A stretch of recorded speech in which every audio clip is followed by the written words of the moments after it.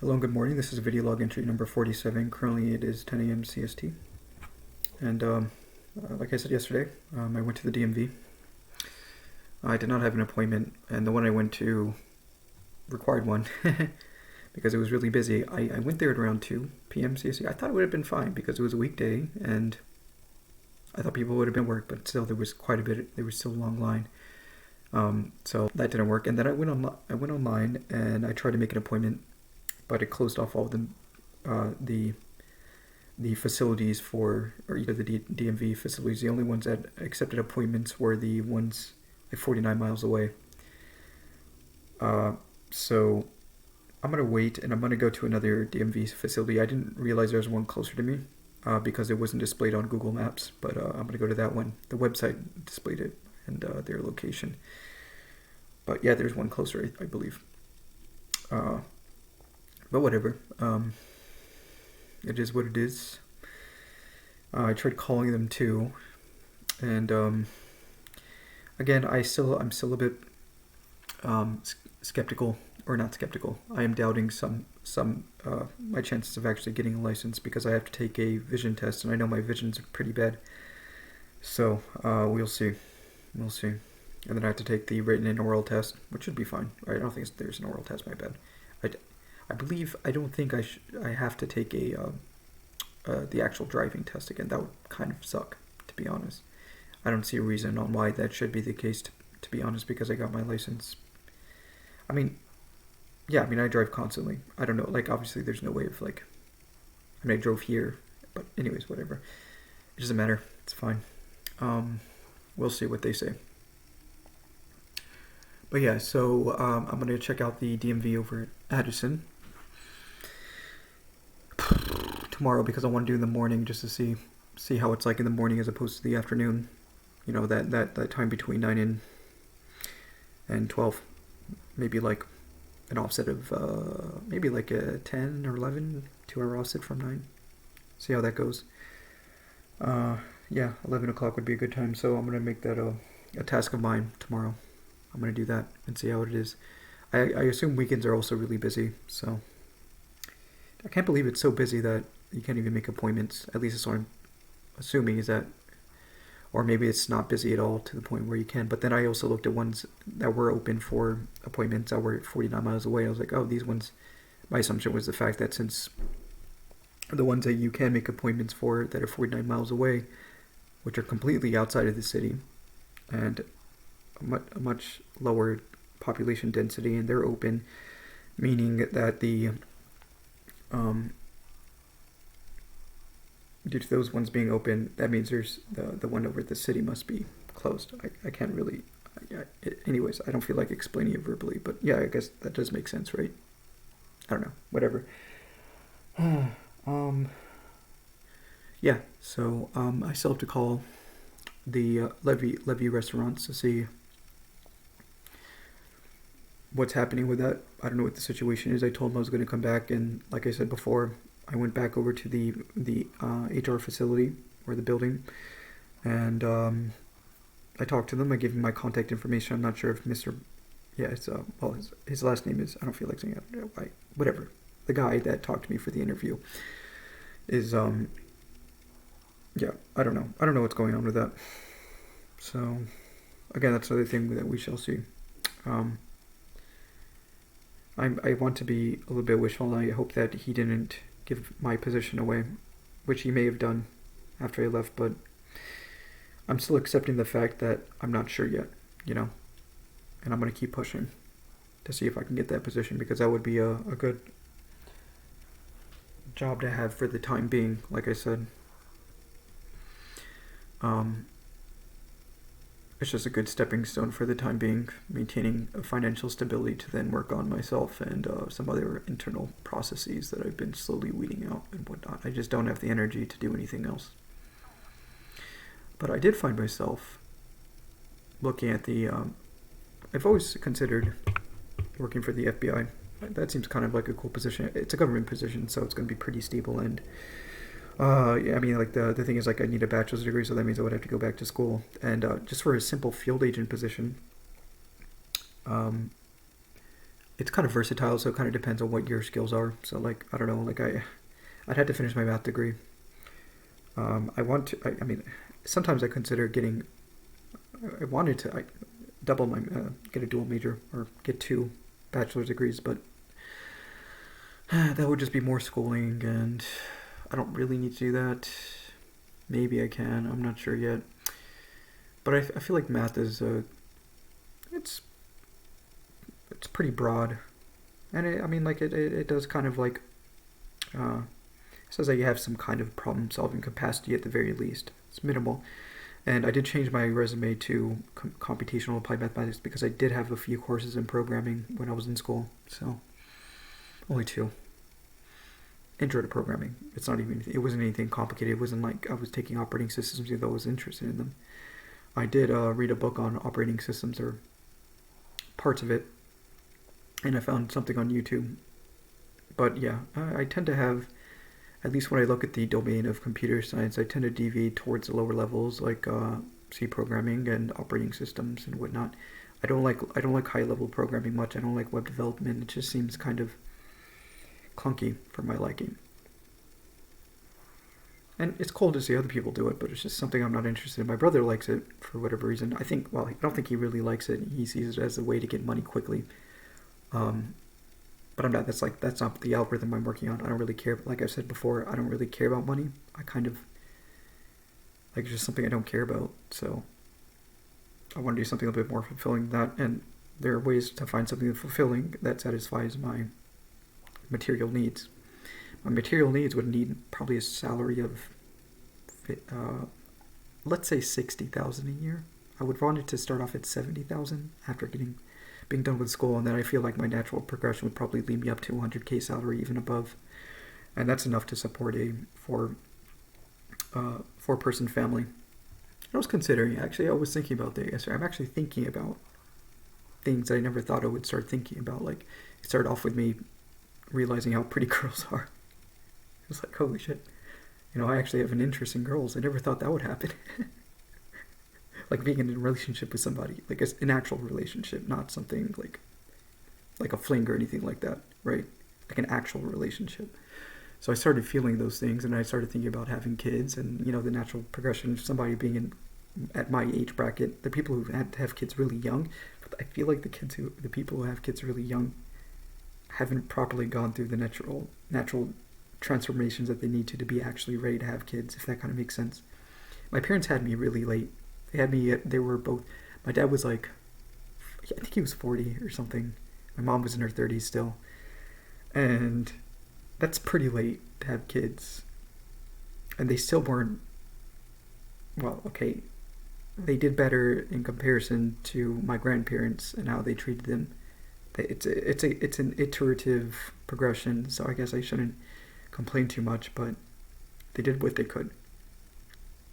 They did what they could. And it's fine.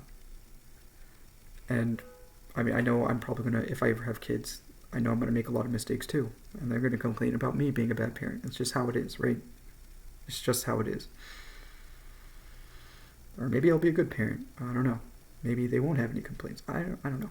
I feel like as a parent, you're always going to have those constituents for that role of parenthood, because you do have to play a tyrant role to some degree, and they may not like it much. And I feel like in the future they will realize that there was a deep appreciation for that role that I played once they gain a certain level of maturation. Now, I can't say that about my parents because I feel like I've reached a certain level of maturation, but the thing is, from a logical standpoint, they didn't approach it right.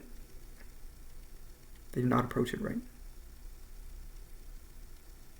If you have a good representation of what the world actually is, of what reality is, you start to realize that there's a certain role as the parent is a lot more complex than what people have originally have imagined, and there are a lot of intelligent people that have realized that and become amazing parents. And I think I'm slowly reaching that picture of what a parent is, or that role of a parent, and all of its responsibilities and duties for that being. that you decided to create and put into this world.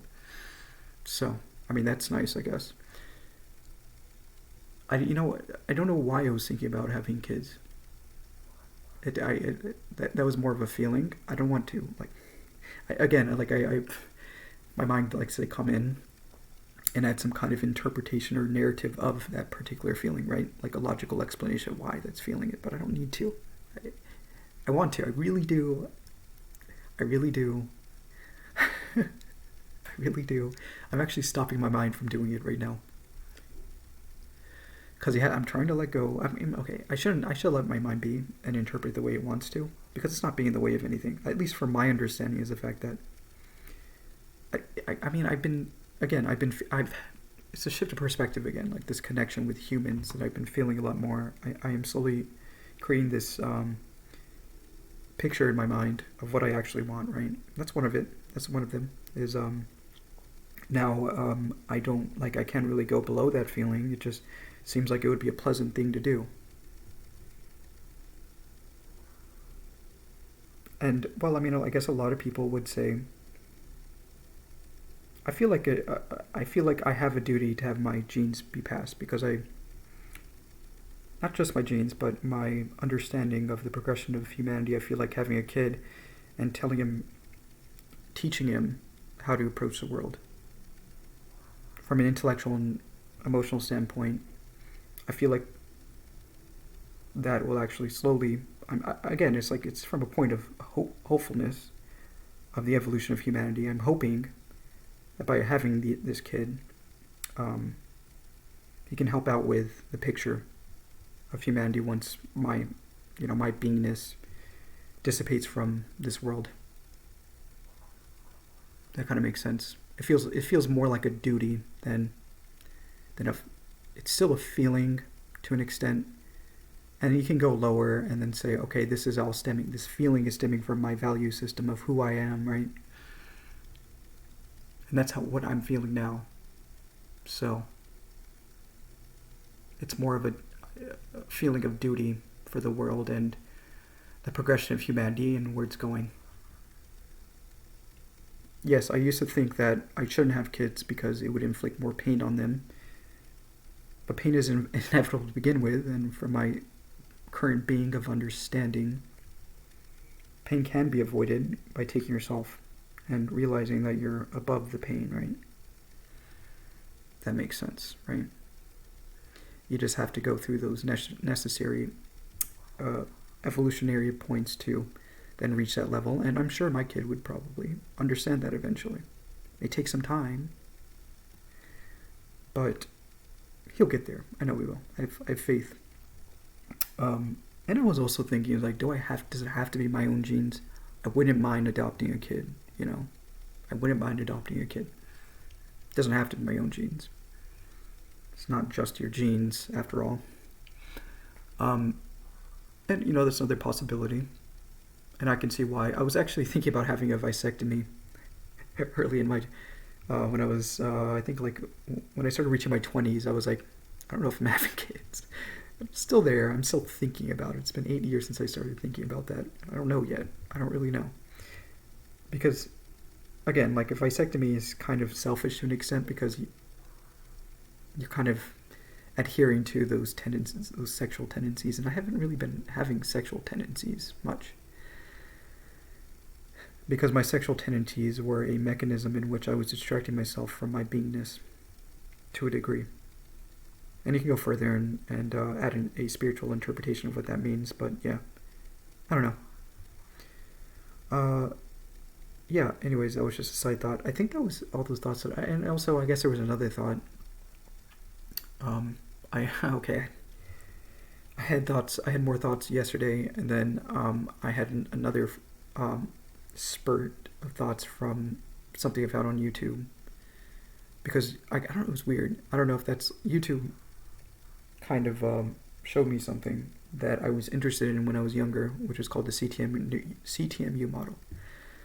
That was made by somebody named Chris Lingen, supposedly a really smart guy. I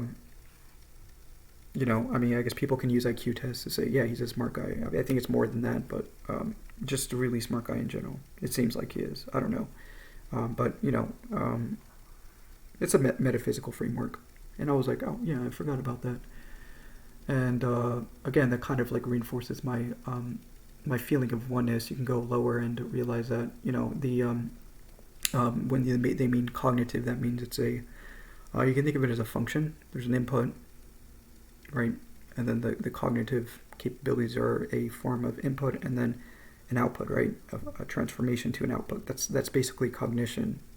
You could think of like f of x is equal to x squared. That input is whatever real,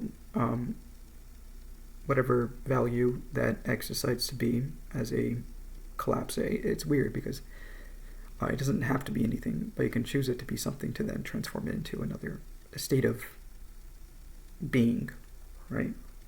F of x equals x squared is not really a being. It's is it? I don't know. It's a framework, right? It's kind of like how my mind works. Because that's why I like mathematics, because it's an abstraction of everything that possibly is, right? Without having to attach a meaning to it. So, I don't know. And I was just thinking about that and the state of oneness with the world. And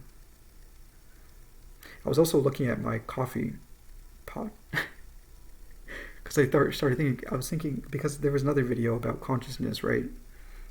And somebody said it's either we're not conscious at all or everything is conscious. And people would obviously rather have it be the latter, right? And I was like, okay, I can understand that. Because, like, consciousness is weird. Because, like, again, I was thinking about, like, the recursive nature of consciousness. Because you can think about being aware and you can also think about thinking about being aware. Which is what I'm doing now. I'm thinking about thinking about aware. I know that I'm aware. Right? It's basically an awareness of an awareness, which is a recursive function to a degree, which you can abstract if you want to. You can give it a domain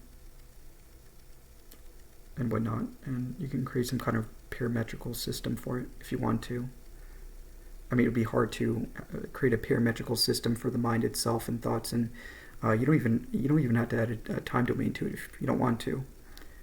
But yeah, I was thinking, and then, of course, you'd have to add a parametrical system of the awareness of that. But there's thoughts thinking about thoughts, right? That feedback loop. But then you can go outside of it and look at the thoughts thinking about the thoughts of that, right? And then you realize that those are thoughts thinking about the thoughts of the thoughts of the thoughts, and then so on and so on and so on. It creates a recursive relationship. But there's this other part, right, that's aware of all this, that is seeing it, and it's going outside of those thoughts. But then they're all just thoughts in your brain, right? So, I don't know, it's kind of weird. I don't like thinking about it too much. I think I'm going to make my brain break. And then that's why people, because they couldn't explain that, right? That's why spirituality was created as a form of salvation, as opposed to, because people can call it God, right? They can say that's not them and that's God. But then people in spirituality say that's them, because they are the universe, observing itself. And then I started thinking, it's like, okay, is that coffee pot observing itself? And all the inputs of data being transmitted to it, you can think of it as light. One of its light. The other input transmission would be sound through the medium of air and whatnot. Is it seeing it and reacting to it, and then realizing all that is happening, right? It is, but it doesn't realize it doesn't have the understanding of the complexity of thought in our brains,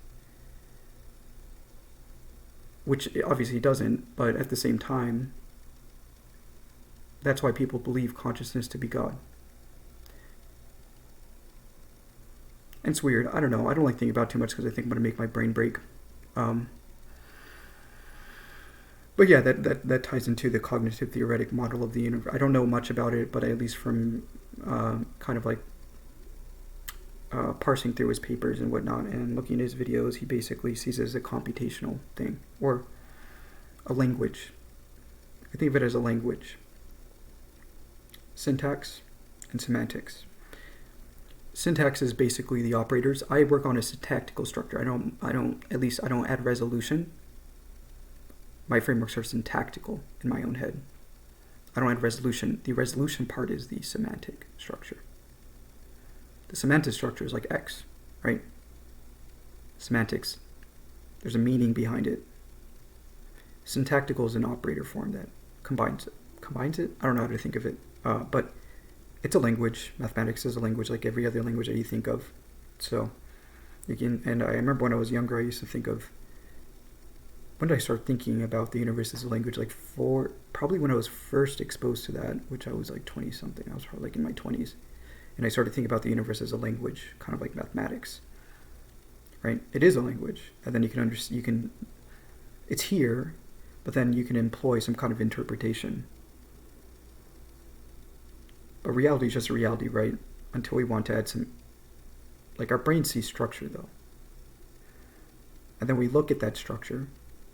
The consciousness that I am looks at that structure, and then it wants to add an interpretation of the structure that is. But the bare bones of reality is just what we see, right?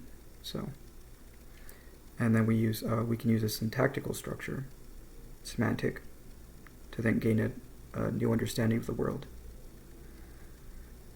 That's why science and math occurred, really. If you guys have ever, when you look at math, right, it started off as practical. And then it started becoming more philosophical, right? There was a metaphysical shift to mathematics after a while. They started philosophizing, right? Kind of like philosophizing about the reality that we see now. It was just being itself, but then we decided to add a new interpretation of it.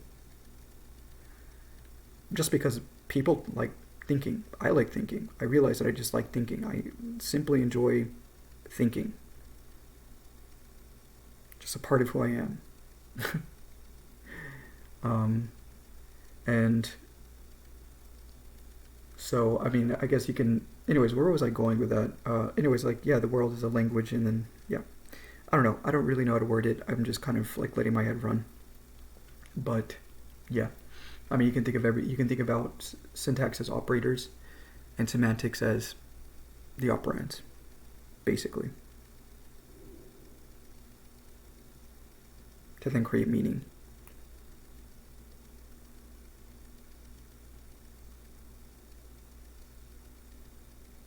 You can give an example of what an operand is.